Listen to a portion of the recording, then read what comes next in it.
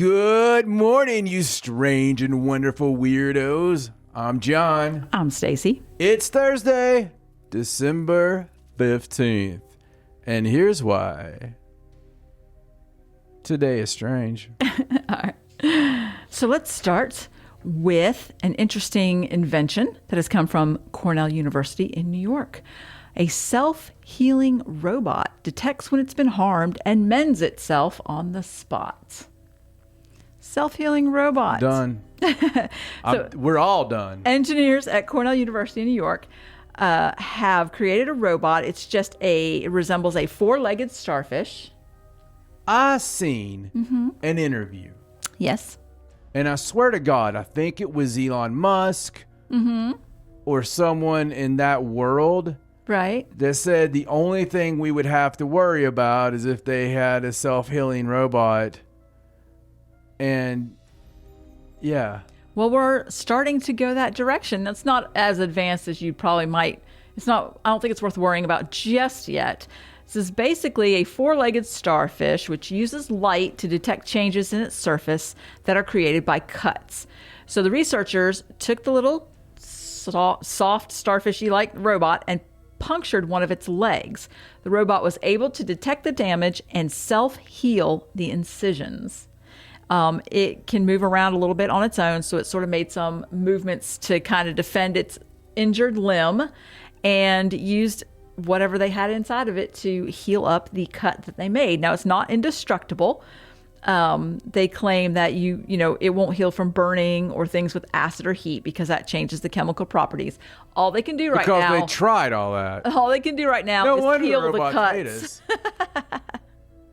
It can only heal from cuts as of right now, but it's a first step in what they're trying to do, I suppose. They're going to, what I'm worried about. What's that? Speaking of Elon and his company, right? Which right. I'm all about it, but the Neuralink.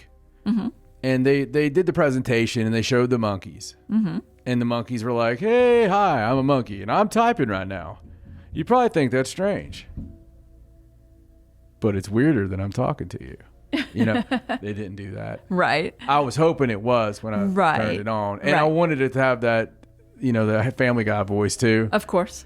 But it didn't. It didn't. It did type though. Yeah. And it thought and words. And the words came out. Yeah. It was amazing. So I worry about them teaming up. Because if you make a monkey smarter, they're already pretty bloody smart as it is. And they can't like this. Living around in those cages, getting poked, prodded, giving diseases, wearing diapers all the time. Form an alliance with the robots? They've been planning this for a long time. The Neuralink, they've been waiting for that. Ah, I see. So then they can talk to the robots. This is true. Can you imagine vengeful chimpanzees that are controlling robots telepathically? That's terrifying. I had thought of that. Thanks for bringing it up. Here's the funny thing. Right. As crazy and haha and woo as that sounds, all the components are currently in place. You've just thrown it out there. I'm just saying. You think somebody else has thought of that too? Why do we tempt fate? Well, according to this article, the next step for these Cornell University scientists is they want to integrate the bot with machine learning algorithms that are capable of recognizing different tactile events that it may be damaged by. They want to give it some intelligence so that it can possibly avoid whatever would happen to cause it to be cut.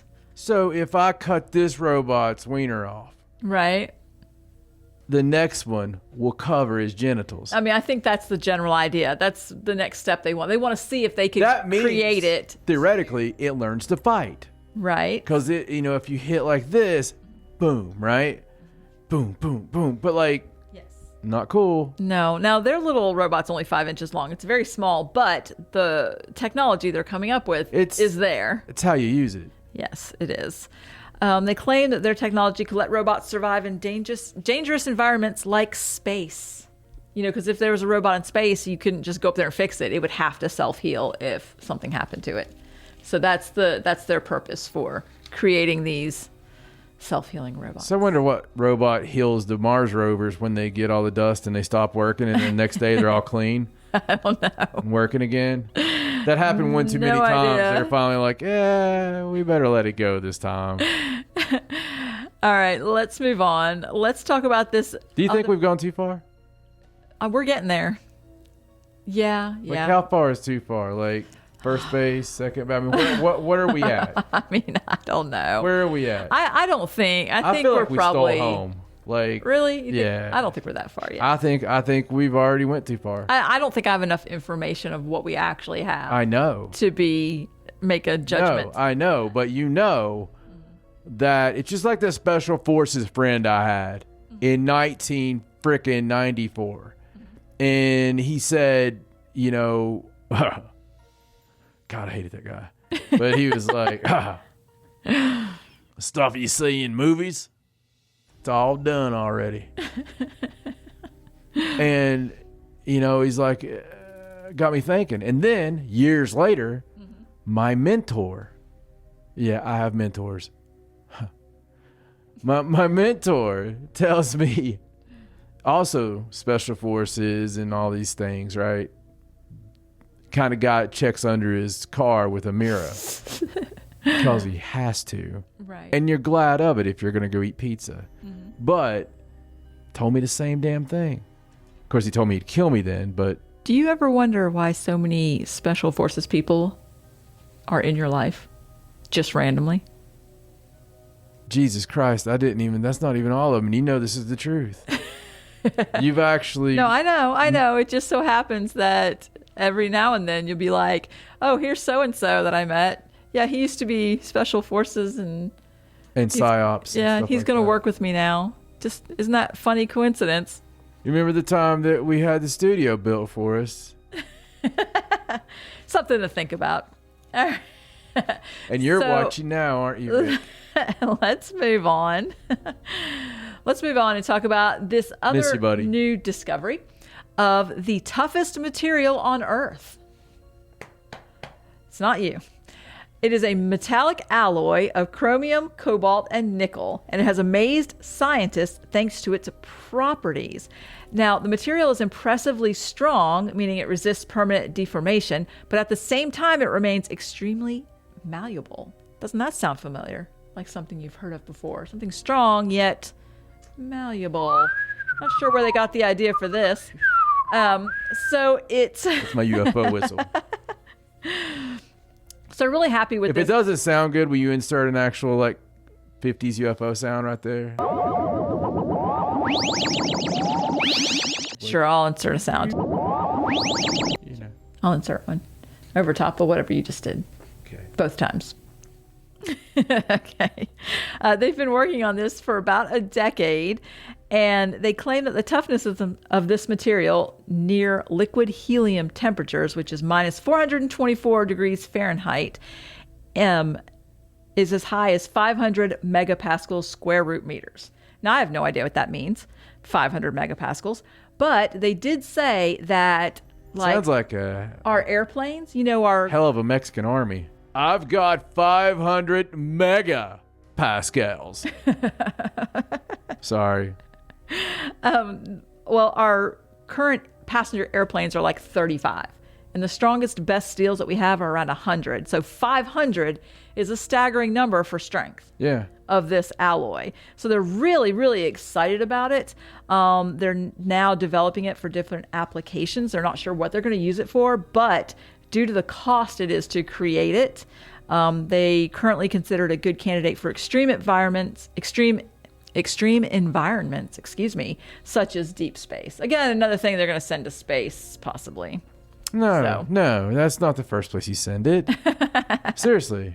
Well, apparently it is very expensive to make, but It is just amazing. Like, they've been working on it for a decade, and they say that they've always been able to test it with heat, extreme heat, but they've never been able to test it with extreme cold, which they've been able to do now, and it just gets even stronger in the cold. We just metallurgied ourselves into the strongest metal ever. Yes. And that is somehow still malleable before you... Yeah, that is somehow... is that we can create Iron Man. I mean, we could send something now to the bottom of the ocean. You would think so, with something because that's strong. The problem before was, Exactly. But deep space, bottom of the ocean, Iron Man, because weapon. They think weapon first. Right. Sex toy second.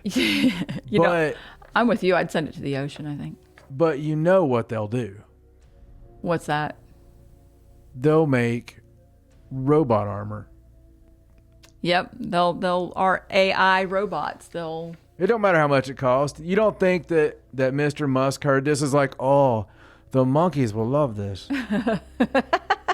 So that we can't destroy the robots that are killing us. They'll have the strongest material on Earth. Everything's very safe. You would have to piss the monkeys off first. Oh, wow. All right. Well, that's really interesting. It is really interesting. We'll have to see what they decide to do with it. I like the ocean idea, though. I think you should make a submarine out of it.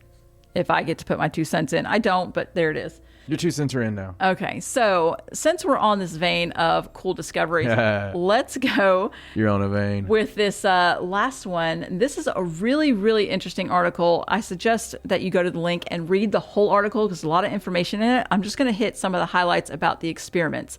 It's a groundbreaking scientific discovery that shows that we can reverse death. Yeah, if you think we hadn't gone too far already. So now a lot of the article at the beginning is just a lot of questions about what it means to die, how we know when to call. With all our new innovations, our life support systems and our medical advancements, how do doctors know when to say that somebody is actually dead? And that's what a lot of the article is about. But it gets down to this part about this new scientific discovery by Yale neurobiologist Nenad Sestan. That is quite the name. Now, he researches genes that control how neurons grow and form connections in the developing brain. So I'm going to walk you through how this experiment happened. Now, 8 or 9 years ago, he was doing studies on brains, and a specimen from London missed the plane. It took an extra day to get the brain to his lab. Now, everyone knows, supposedly, was the brain in somebody's head? No. It was a specimen, a brain specimen. And normally those things have to come very quickly so that you can preserve it. Somebody shipped it. It didn't just miss the plane on its own. Yes. It was being shipped, but it missed the plane. Just clarifying. And everybody knows that, cells die after several minutes without oxygen, supposedly. So when he got the brain, he was like, you know what? Let's just dissect a piece of it and try it out anyway. And some of the cells still grew even after all that time. So he was like, if living cells can be preserved from a dead brain, he wondered if you could preserve a whole brain, not just the individual cells. So they cobbled together a new system called BrainX. And in a 2019 paper, they described how BrainX revitalized key featers of pig brains that were retrieved from a slaughterhouse, that they were able to revive Jesus Christ. the brains. Can you imagine their last memory? No, I know. They were able to, even after the pigs had died, 4 hours after the pigs had died, the neurons were firing, the blood vessels were functioning, and the brain's immune cells were chugging along. Now, they expanded that, and somebody's like, well, if you can do that with a brain, can you do that with a whole body? So now they've created Organ X, which is similar to Brain X, but it's a whole body version. So it works basically like life support, only it includes some other elements, a blood filtration unit, plus additional pumps, tubes, sensors to make real-time measurements of like metabolites, gases, electrolytes, pressures. And then there's some mixtures that the system pushes into the body, just a bunch of scientific stuff. And basically, it adds a cellular life support to the traditional life support. All right, so it's time to test this, right? And they claim that it also revives the body more slowly, which helps the cells survive. So they got some pigs. They got 10 pigs. And 5 of the pigs they put on regular life support, and 5 of the pigs they put on this organ X support. Now, I won't go through the whole procedure on how they had to put them into cardiac arrest and things like that. But after an hour passed, after the pigs had supposedly been dead for an hour, they hooked them up to their systems, and they set it to run for 6 hours. Now, after the 6 hours, they peered at the pigs' hearts, and with their own eyes, they saw that every pig that was on the Organ X system, their heart was beating on their own, and not like on regular life support. The machine was keeping them alive. But with this Organ X system, it was actually coming back. And so they had to euthanize the animals so that they could check all the organs and things. But they were speaking with a gentleman named David Andrzejewicz, who's a doctor that joined the lab right before they started the study. And they asked him, they said, anything else strange happened during the study? And here's the really, really weird part. He's like, well, he was a little bit hesitant, but he said, during the 6 hours that they were doing the test, they put some dye they snaked a catheter into the neck to put dye in so they could do an x-ray, with contrast. So they could see the blood vessels and see how they were working. And they said that when the dye shot through the tube, something really startling happened. One of the pigs appeared to turn its head. And they said it was just a few seconds. It wasn't like the animal was like trying to walk out or anything, but it wasn't a twitch either. It was a complex movement that they perceived was like one of the pigs actually turning its head. It was just the one movement, but it really, really freaked them out. They don't know what that means. They have no idea, but a pig that was dead for hours, hooked up to this machine, supposedly moved after it was hooked up. So I don't know. Do they think that they could be reversing death? They feel like that the reason they're testing this is because for people that have cardiac arrest, instead of putting them on regular life support, if they put them on this kind of life support that slowly brings their cells back, that there's a good chance they could bring them back completely from their sudden cardiac arrest. That's death. Obviously the cover story. Right. Some fat cat out there trying to cheat death. Mm-hmm. I mean, this opens up a lot of moral discussions. It does. And like I said, that's basically what the article's about. There's a lot of back and forth about what's dead, what's not dead. Should they not? When do you call it? So who's to say, right? Mm-hmm. So is that not the person's choice? I mean, we don't know till we know. So right. Are you going to be so, paranoid that you think that if you bring it back after an hour that it's going to be soulless? Like Pet Cemetery or something. Yeah. So here's the deal. My opinion is yes, it's a bad idea. Something will be in there. Very, very crazy. No. Very crazy. Just wait. Something will be in there. But it won't be your human soul. Unless you somehow hover around that room for an hour and get to jump back in. But even at that point, would you ever be the same? I mean, you go that far. Mm-hmm. Or let's just say, as happens after 10 minutes, that you go to another place. No, it doesn't matter where it's at. You can be off through the universe and you're in this grand city like the Emerald City of Souls, or you feel like you're in a terrible place, darkness, some people have, and they don't see anybody else, but they're there. Or you're just looking down at your body, regardless of what that is. Let's just imagine that after that hour or hours, you do automatically get pulled back if someone were to revive you. Mm-hmm. Maybe, them's the breaks, folks. You're in paradise and you're like, oh my God, Elvis, geez. What's up, Lennon? Wow, this is great. I mean, I didn't, what, you know. And then, who gets brought back? You know, is it just money, or is it importance, or there's a lot going on there. A lot of questions there. But you remember earlier when I said, if you hear about it or you see it in a movie, it's probably been tried already, right? Mm-hmm. Are you going to really tell me? They haven't tried this already. I mean, I don't know. Dude. It's interesting. If you had that. Could you imagine? I wonder, I mean, I would have probably needed new pants if I was working with a dead pig and it looked at me. I mean, it's crazy, but I was thinking of the medical things. So let's just say that you passed from cancer. Right. Could they not just, go way deeper than they normally be able to go in there and take out? You know what I mean? Right. Redo your whole blood. Do all this stuff. It's just, I'm just saying, there's a lot of things. There are. Now, they were just talking about cardiac arrest in this particular I know study, what they were talking about. I don't know. But they're also talking about reviving the brain. They were. Mm-hmm. So, I don't know. It's true. It's true. Go ahead. All right. Shall we move on? Please. All right. So let's talk about this story from Florida about a woman who claimed to be God from ancient Egypt and attacked civilians and officers.